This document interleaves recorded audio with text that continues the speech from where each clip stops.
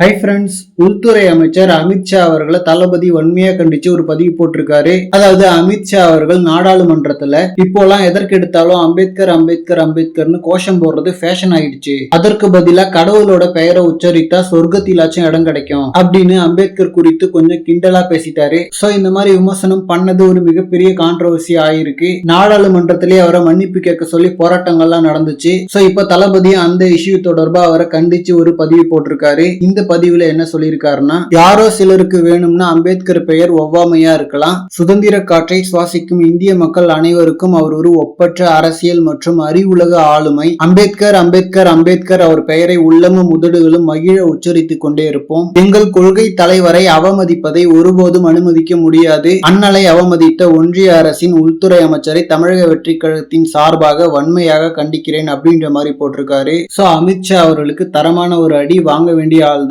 And Ambedkar அவர்களை தளபதி தமிழக வெற்றி கழகத்தோட கொள்கை தலைவராகவே அனௌன்ஸ் பண்ணிருக்காரு. சோ அதனால அமித்ஷா அவர்களை கடுமையா விமர்சனம் பண்ணிருக்காரு. அண்ட் ஆல்ரெடி இந்த ஒரு விஷயம் மிகப்பெரிய ஒரு கான்ட்ரவர்சியா போயிட்டு இருக்கு. இப்ப தளபதியும் குரல் கொடுத்ததுக்கு அப்புறம் இன்னும் மிகப்பெரிய அளவுல வெடிக்க போகுது. ஓகே ஃப்ரெண்ட்ஸ், அமித்ஷா அவர்கள் இதுக்கப்புறமாச்சும் மன்னிப்பு கேட்கிறாரான்னு சொல்லிட்டு வெயிட் பண்ணி பார்க்கலாம். அண்ட் இந்த மாதிரி தளபதி பாத்தீங்கன்னா ஹாட்டான அப்டேட்ஸ்க்கு நம்ம விஜய் ஃபோர்ட் சேனலை சப்ஸ்கிரைப் பண்ணுங்க. தேங்க்யூ.